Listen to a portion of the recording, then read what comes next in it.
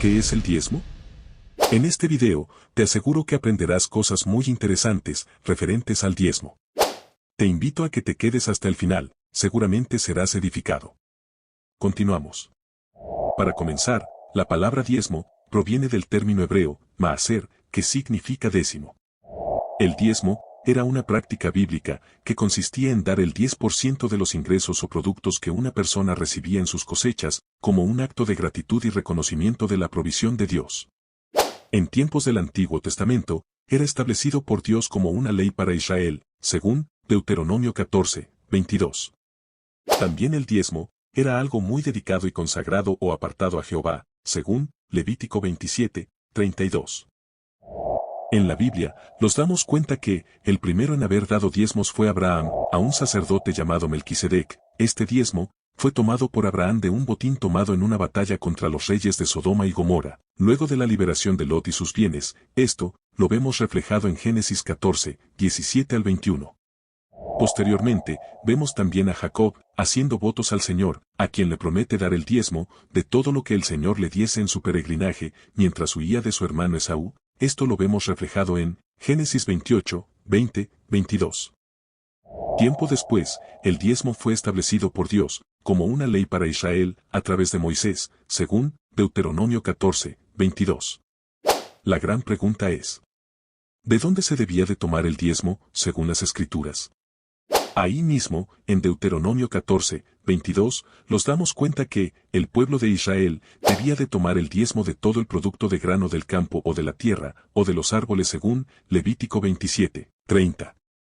También en Levítico 27, 32, vemos que también debían de tomar el diezmo de los animales, como vacas y ovejas, y este diezmo era algo muy consagrado al Señor según las Escrituras. ¿Cuál era el propósito del diezmo? Según las Escrituras en Números 18, 21 y Números 18, 24, vemos en primer lugar que el propósito del diezmo era dado con el fin de sostener a los levitas, ya que a ellos no les había sido dado por Dios tierras por heredad, y por consiguiente, los diezmos del pueblo eran su paga como heredad por el servicio que ofrecían en el santuario de Dios. Aparte de ser una herencia para los levitas, el diezmo también debía de ser utilizado para el sostenimiento de las viudas, los huérfanos y los extranjeros. Esto lo vemos reflejado en las Escrituras en Deuteronomio 14, 27, 29.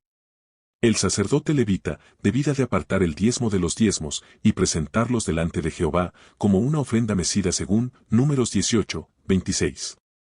Este diezmo debía de ser para el sostén de las viudas, los huérfanos y los extranjeros. ¿Cada cuánto se daba el diezmo, según las Escrituras? En Deuteronomio 14, 22, vemos un diezmo que se da cada año, o mejor dicho, una vez al año. Este diezmo debía de ser consumido en el lugar que Jehová el Señor eligiera, podía ser en el tabernáculo o en el templo de Israel.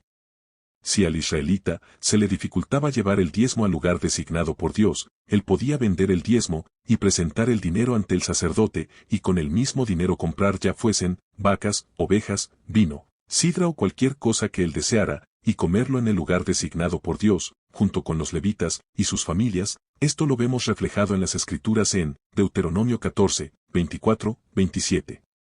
Además, había otro diezmo que debía de darse cada 3 años, a diferencia del anterior. Este diezmo, los israelitas debían de guardarlo o almacenarlo en sus ciudades, para que cuando llegasen los levitas, las viudas y los huérfanos, ellos también fueran saciados, y así ellos eran bendecidos por Dios en todas las obras de sus manos. Esto lo vemos reflejado en Deuteronomio 14, 28, 29.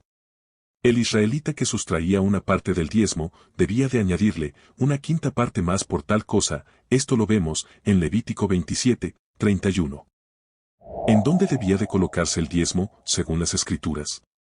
Debemos de saber que, quienes administraban los diezmos, eran los sacerdotes, y ellos almacenaban los diezmos en una parte del templo, llamada cámaras del templo, según Nehemías 10, 37.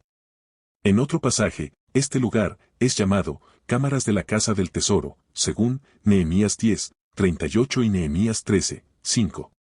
En otro pasaje, este lugar es llamado almacenes, según Nehemías 13, 11.